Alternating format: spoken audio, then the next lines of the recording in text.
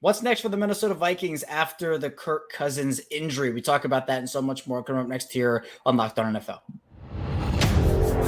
You are Locked On NFL, your daily NFL podcast. Part of the Locked On Podcast Network, your team every day.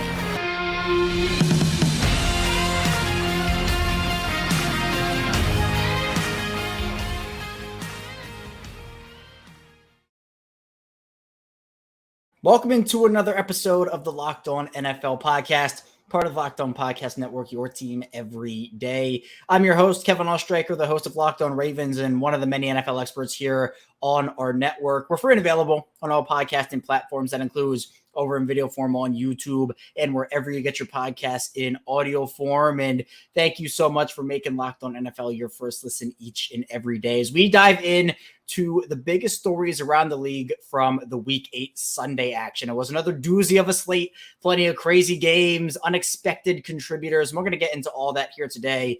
In the first part of the show, Luke Braun of Locked On Vikings is going to join us to talk about Kirk Cousins. Obviously, a very unfortunate situation for Kirk Cousins and the Vikings. We're going to talk about what the future holds for the team. Then we'll move on, talk about the Tennessee Titans with Tyler Rowland of Locked On Titans, about Will Levis and how he stepped up to the plate, led the Titans to a huge win over the Atlanta Falcons. And finally, we'll talk with Sayre Bedinger of Locked On Broncos about the Broncos' huge win, divisional win over the Kansas City Chiefs in Week 8. So without any further ado, let's first get into our conversation with Luke Braun of Locked On Vikings.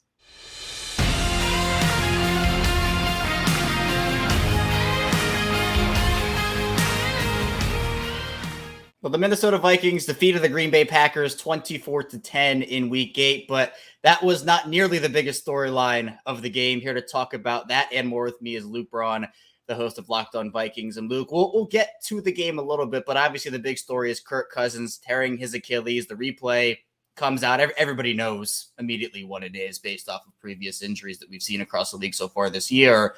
But it puts a damper on this win and honestly puts a damper on the Minnesota season. Where does Minnesota go from here with Cousins being out for the year and potentially with his long-term future now in doubt in Minnesota and maybe across the league with what comes next for him?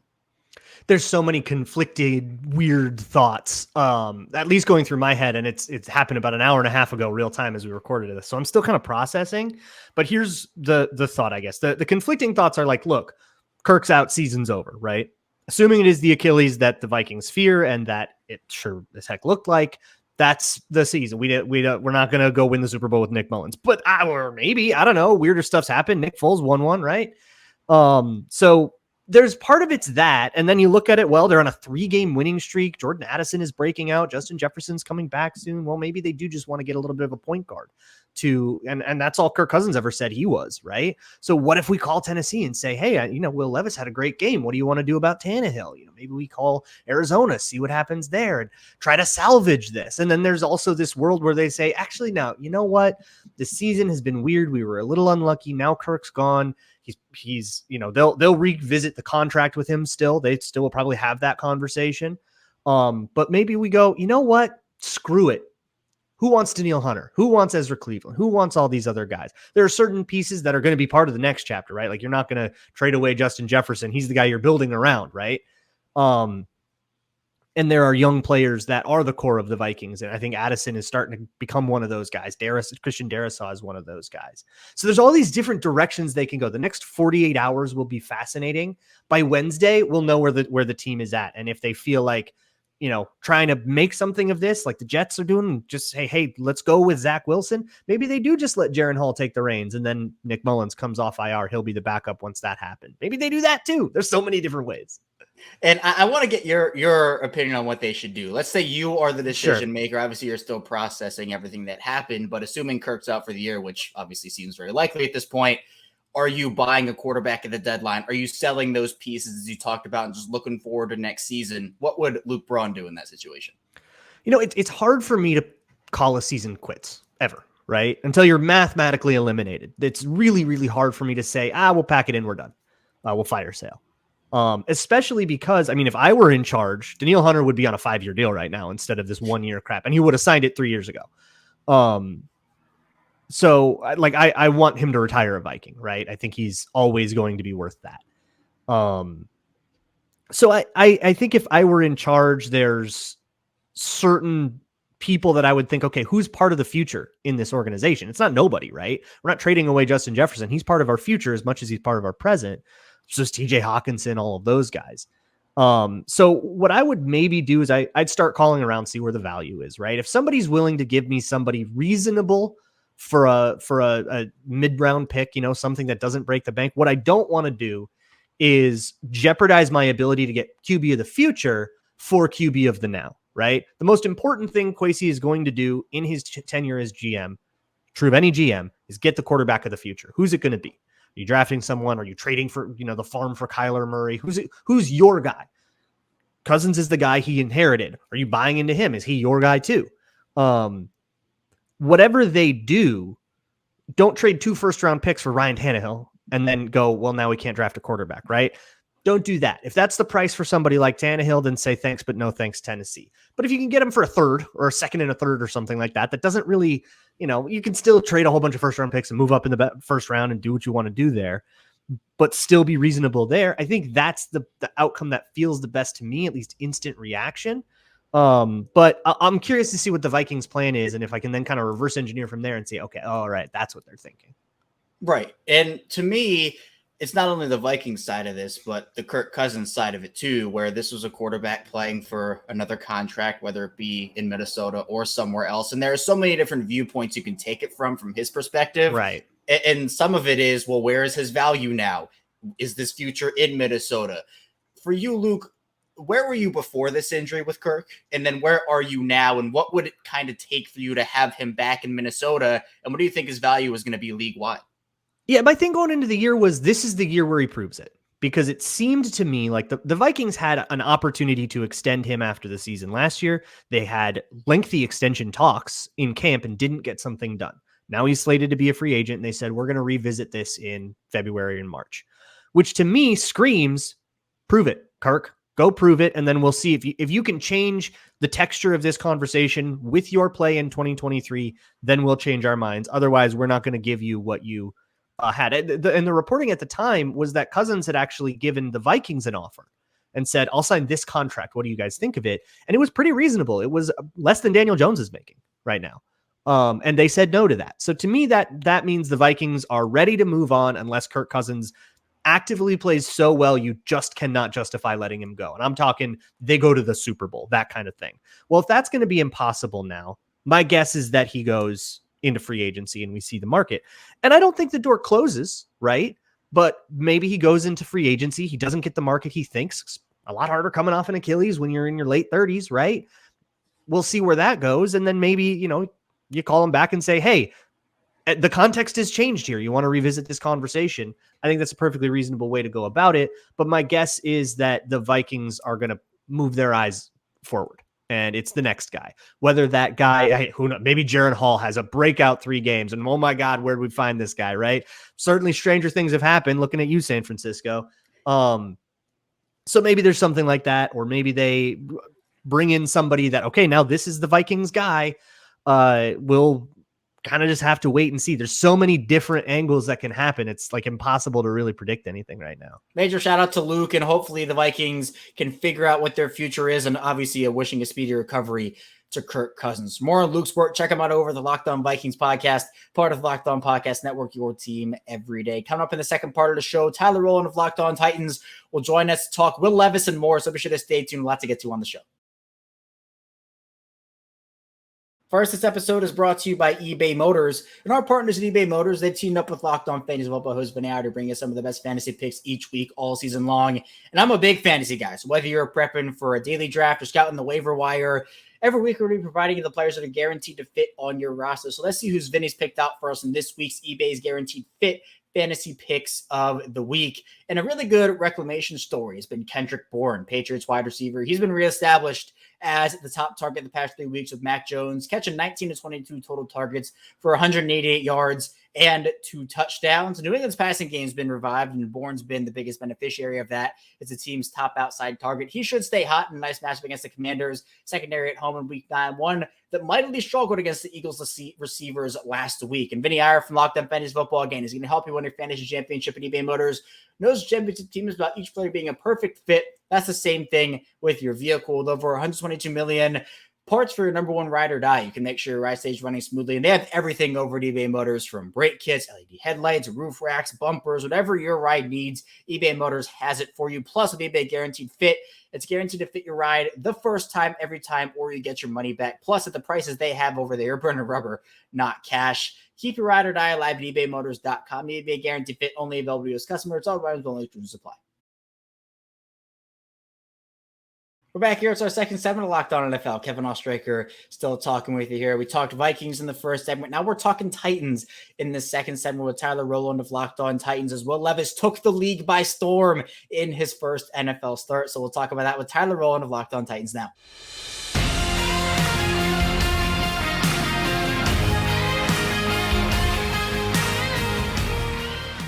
The Tennessee Titans, they picked up a major win under Will Levis, their rookie quarterback, against the Atlanta Falcons, 28-23. And here to talk about that and celebrate the Titans on this show is Tyler Rowland, the host of Locked On Titans. And Tyler, this was a game coming into it. Ryan Tannehill out. There were some questions about how the Titans would manage the quarterback position between Will Levis and Malik Willis. And I'll say it went pretty good for Tennessee in this game. Will Levis shows out 4 touchdowns, 19-29. Derrick Henry, 100 yards rushing, and DeAndre Hopkins, 4 receptions, 3 touchdowns. So I'd say overall a very good game for Will Levis. How do you kind of break down how this went for Tennessee? Well, this is as monumental of a win you can get while being at 2-4 in the middle of a season. Like, this win is not just big for the Titans getting the season back on track. I mean, the Titans are 3-4 now instead of 2-4. Have a Thursday night football game this week against the Pittsburgh Steelers that if they find a way to win, they get a mini bye in the middle of the season. They're at 4-4. They have a manageable schedule with a lot of division games down the road. They can absolutely turn this season around, especially if they get improved quarterback play, which it looks like they could get from Will Levis. But obviously, we're not going to bury the lead much longer. This is huge for the future of the Tennessee Titans. A lot of people coming into this year didn't have high hopes for the Titans, whether it be locally, whether it be nationally, and for good reason. And the real question about this season is, do the Titans have a quarterback on the roster that they can count on in the future and they can build around, either in Levis, most likely, or maybe Will Levis, who knew what would happen. And if they don't, they need to still try to go get a quarterback in this draft. They need to get the best draft pick they can. Well, I think although this is just one game, I think Will Levis did things in this game that aren't just a flash in the pan. They're not things that aren't repeatable for Will Levis. I think the Titans have their quarterback of the future, but they also have their quarterback of the present in Will Levis. So not only, and there are different layers to this to contextualize it. You said Tannehill hurt. Obviously, they're 2-4. They trade Kevin Byard. Are the Titans selling? Are the Titans tanking? What's happening with the future of this team? For Will Levis to come in when they're wearing the Houston Oilers jerseys against Arthur Smith, who some people say the Titans would be better off if they would have kept Arthur Smith and fired Mike Vrabel, against Arthur Smith's team at home in the Oiler uniforms on a homecoming weekend for the Titans with 170 alumni in the building. This was huge for this franchise, this day, this moment for Will Levis to come out and do it. I think, again, more importantly than anything, this is a great win to get the Titans season back on track at home. But bigger than anything, it looks like Levis is a guy where you could start to build around him and use the cap space, use the draft picks to build around this guy. It looks like he has it. And I want to dive deeper into the Levis performance. Were there things, Tyler, in this game that maybe on the scouting report coming out of college, or things you saw throughout training camp in the preseason? Were there things in this game he did so much better than you thought he could do at this stage in his career? Yeah, 100%. I think one of the big things that people talked about were turnover-worthy plays, accuracy problems. Levis had one pass where he was really just trying to throw it away and throw it at his tight end's feet, and he left it a little high, and an Atlanta Falcons defender almost went down and got it. I think that's one thing that you were worried about, but other than that one play, he didn't put the ball in jeopardy at all, hit his guys that were open, made the right play. There were decision-making circumstances I think a lot of times Levis has been guilty of in college, trying to make too much happen, trying to put it all on his shoulders, trying to make the big play. There were a few times, one play at the end of the game, 3rd and 4, the Titans try to play action, catch the Falcons off guard, get a quick first down. It would end the game. They'd be able to run out the clock. The Falcons are all over it. It's not there. Levis could throw it out of bounds. Levis could try to force it to a guy, maybe force a turnover. Instead, he just falls to the ground, takes the sack, forces the Falcons to burn one of their timeouts. It's a small play that won't show up in the box score as anything but a negative play and a sack, but it was a smart play for rookies out there, changing the play, canning the play, devil, Vegas, making the reads, understanding the defense pre-snap and post-snap. Those are things that you thought would translate from college. And then ultimately, the big knock on Levis is, yeah, he's got the velocity. He's got the cannon arm. Can he throw with touch? Can he throw layered passes? Well, there was one play on a 3rd and short where they run a play action to Henry, and then Henry goes out into the flat. Levis could drill it home, and Henry doesn't have the surest hands of all time, but instead Levis just floats it to Henry, an easy, catchable ball, didn't need anything special. Henry's just able to secure it, get a first down on a 3rd and 1 to keep a drive going where you ultimately score a touchdown. Like, those are small plays, but they are the things like you're talking about that people worried about with Levis coming out of college. Turnover-worthy plays, accuracy, touch passes. He showed it all, and obviously this is his first game ever. It's only going to get better, and it makes you not to, question things, but why is Mike Vrabel trying to rotate in quarterbacks? Why has Will Levis been inactive for 6 games when he might be the clear best quarterback on the roster? These are all questions worth asking, but for today, we're celebrating that the Tennessee Titans won a football game and look like they may have a young quarterback that they can build around. And those questions, I guess, can wait for another day. All right. And I know that with the trade deadline coming up on Tuesday, Tyler, the Titans already got busy trading Kevin Byard to the Philadelphia Eagles, but there were questions about Derrick Henry, whether he was going to be on the move. The Titans are going to continue selling off these veteran pieces, but now you get this performance from Will Levis, and now the Titans are in a spot where you can say, well, a wild card spot or, just a spot in the playoffs might not be as far out of reach as maybe we once thought it was. Right. Do you think that the Titans should hold pat or maybe even be buyers to maybe put a couple pieces around this team, or should they try to sell off a couple guys who might not be a part of the long-term future and just see what they can do this season? I think they certainly shouldn't be buyers. I'm excited about what the Titans might be able to do going forward. But at the end of the day, the good news is Will Levis might be good, but this roster is still not a Super Bowl roster. And I believe you only trade off draft capital if you're truly able to get a Super Bowl. So for the Titans, don't be buyers, but they don't have to sell in the way that they needed to before. Whereas they may take a 4th-round pick for Derrick Henry or a 5th-round pick for Derrick Henry if they would have lost this game. Now I think, hey, we're going to need a 3rd. We're going to need a 4th. Depending on 5th, 4th, 3rd, 4th, you know what I mean? We're going to need a little bit better because we want to help our rookie quarterback, and we're 3-4, and we could make a playoff push in the AFC South with 2 games left against Jacksonville, 5 division games left, and a manageable schedule. I wouldn't be as willing to sell, but I'll be honest with you. This may be a hot take. But if I'm the Titans, I still consider trading Derrick Henry if you do get somebody to bump up their price. If the Baltimore Ravens, a team, obviously, Kevin, the Buffalo Bills, the Dallas Cowboys, if one of those teams come knocking and say, hey, we would only given you a 4th, but now we'll give you a 3rd to get it done. I still think if the Titans can get a 3rd-round pick out of Derrick Henry, they need to do it regardless because I think Tajay Spears is good. And again, this team's not winning a Super Bowl, so let's not kid ourselves here based on this performance.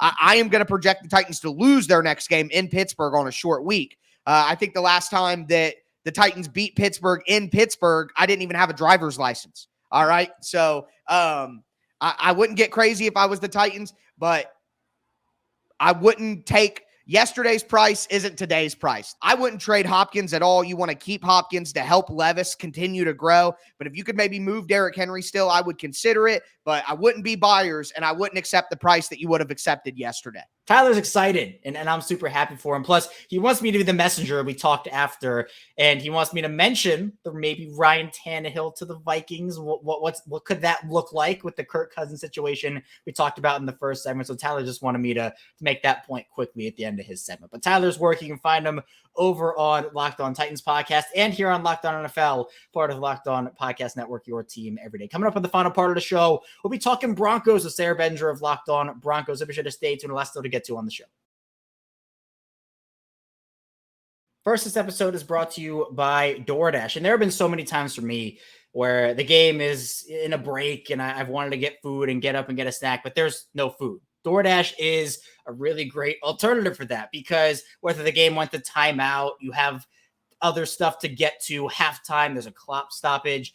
All that you can order with DoorDash. Anytime there is a stoppage, DoorDash is a place where you can get your favorites, especially when you're talking local places. Like here in Baltimore, where I am, we have Underground Pizza Company, which is awesome. Daily Sushi, which is great too. They have a ton of options over on DoorDash. Plus, it's really great because you can get 50% off up to a $10 value when you spend $15 or more on your first order. When you download the DoorDash app and you enter code LOCK23, subject to change, terms apply. So you get a great deal. You can order pizza, wings, soda, burgers. You can get snacks like chips and dip, nachos. You can kick back and kick off with unbeatable deals and everything you need for the watch party or a tailgate. So get prepared before game day. You can stock up on your favorite appetizers and order all your tailgate gear on DoorDash. Then get ready to watch your team win. Again, get 50% off up to $10 value when you spend $15 or more on your first order. When you download the DoorDash app and it's code LOCK23, subject to change, terms apply. Again, that's 50% off of the $10 value when you spend $15 or more on your first order when you download the DoorDash app.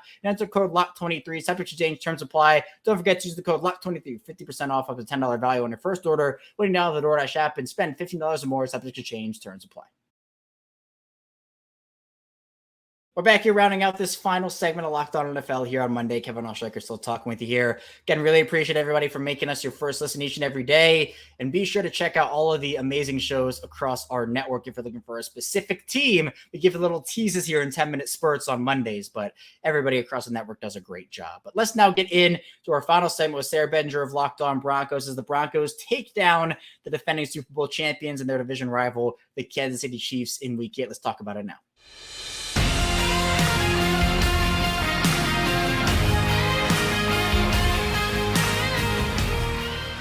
The Denver Broncos picking up their second straight win, and this one was a big one against the Kansas City Chiefs. Here to talk about that with me, Sayre Bedinger, one of the hosts over at Locked On Broncos. And Sayre, I know we were talking off the air. I'm happy that we get to do this because usually when I have you on here, it's, well, what went wrong with Denver this time? But this was a good day for not only the Denver Broncos, Denver Nuggets picking up a blowout win over the Oklahoma City Thunder. So with my Nuggets fan, I'm like, I got to slide that in there quickly. But let's talk about this Broncos team, Sayre, because Russell Wilson only throws for 114 passing yards, and the Broncos win by 2 scores. I know the headlines were Mahomes coming in with the illness. Is this going to be the flu game for Patrick Mahomes?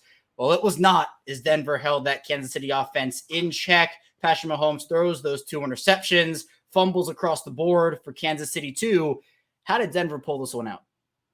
They finally did to the Kansas City Chiefs, what the Kansas City Chiefs have pretty consistently done to the Broncos, right? They force a lot of unforced errors, so to speak. You know, you get the punt coverage down there quickly on a kick to Mecole Hardman. He muffs the punt. You're there to recover it. You get an opportunity to strip sack Mahomes. Instead of the Chiefs offensive line falling on the ball, you fall on the ball. So you take advantage of a few opportunities. You create opportunities for yourself, and you build in a little bit of margin for error, right? Because it certainly wasn't a perfect game for the Denver Broncos, especially offensively.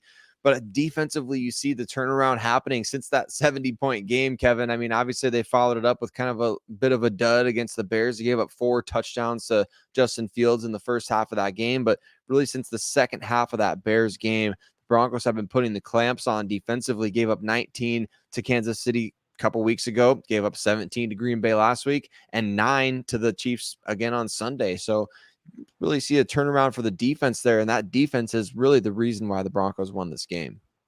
And I know that, you know, with Denver, the way their season has gone, and obviously the way last season went for them, they've been looking for any positives. And a win against the Chiefs is their second straight, takes them to 3-5 on the season. What does a win like this mean for Denver's season and what it could end up being this year? Well, I mean, they're 3-5, right? But it feels way better to be 3-5 than a couple weeks ago. People are wondering, are they going to go into the bye week at 1-7? And what will that mean? Like, are they going to be in contention for the number 1 overall pick? The discussion has definitely changed. I think just in the few clips that I've seen, it feels like the vibe in the locker room has really changed. So many of the players in Denver right now have been just waiting for something like that, desperately waiting for a victory like this to feel like they could actually make a run if they continue to string together wins. The winning feeling in Denver has not really existed since 2015, 2016 when they were 9-7, I guess. But they haven't had a victory like this, and I don't know how long. I mean, they've had a couple of cool wins against Dallas back in 2021. They had one, and they've had a couple of wins here and there, but nothing that really stands out, especially like this one against the defending Super Bowl champions. It's a signature win for the Broncos. Could it be their Super Bowl this year? Maybe, but at the same time, Sean Payton wanted to flip the switch, and I think now we're seeing that could actually be possible. And it felt like the Broncos really leaned into the run game in this one. Javonte Williams with 27 carries. Obviously, his comeback has been a huge focal point for Denver this season as they look to just ramp him up continuously. I know Jaleel McLaughlin's had a role in that Denver rushing attack as well. But with the way the weather kind of played out and all the headlines that were made of that early in the game, was this game script kind of what you expected?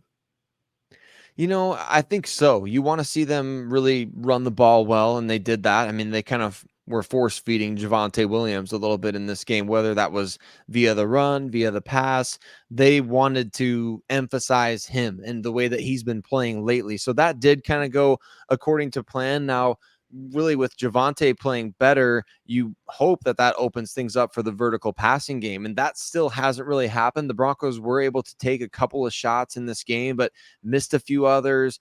Too much waiting, I guess you could say, by Russell Wilson with the ball led to some ball security issues. He fumbled the ball twice, gave one up to the Chiefs as well, took a few too many sacks out there. So really, you want to see the running game opening things up for the passing game, but the Broncos seem to be kind of stalled there. But I think for the most part, the game plan was you want to keep the ball out of Patrick Mahomes' hands. I don't have the stats handy here, Kevin, but I think the Broncos effectively did that. I think they kept the ball out of his hands pretty well in terms of that time of possession battle. Matter of fact, as I look it up right now, Broncos 33 minutes, 47 seconds, Chiefs 26 minutes. So that really was a difference in this game. You want to keep the ball out of his hands and then force turnovers when he does have it. Yeah, and I know that with what you were talking about earlier, Sayre, about, well, what if this team goes in to the bye 1-7? What does that kind of look like for the future of the season? That's probably full sell mode for the most part for most of your pieces. But now you're 3-5. You're feeling good about 2 straight wins. Trade deadline's coming up on Tuesday. Does Denver all of a sudden become mega buyers? Are they still trying to sell some pieces off of the deadline? What would you do if you were in Denver's shoes right now? What do you expect them to do? I really hope that they're selectively aggressive is the way that I'll put it, right? I mean, I don't think you do a full-on fire sale like people were calling for a few weeks back. I don't even know if you trade away, like Jerry Jeudy is one of the more prominent guys to pop up on the rumor mill right now. I don't know if you even trade him unless you're getting a really good offer. Remember, Jerry Jeudy still under contract for next year. In fact, most of the guys that have popped up for the Denver Broncos in trade deadline rumors, they're all under contract next season. That's kind of a rare thing. You see a lot of guys on expiring deals get traded at the deadline.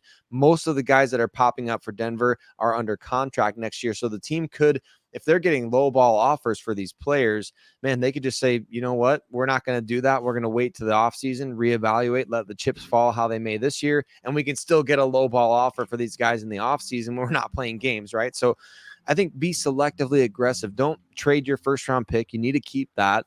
You don't have a second round pick. What can you do? We see a lot of late round pick swaps, guys that can go actually help teams. You see a lot of teams making those types of trades. I don't think we'll see the Broncos get so aggressive that they trade maybe their 3rd round pick to get somebody. But if somebody can help the team and it's a late round pick swap, I think be selectively aggressive with those types of moves. Sayre does a great job over on Locked On Broncos. Check him out over there. Part of Locked On Podcast Network, your team every day. That's all I have for you here today on Locked On NFL. Thank you so much for tuning in.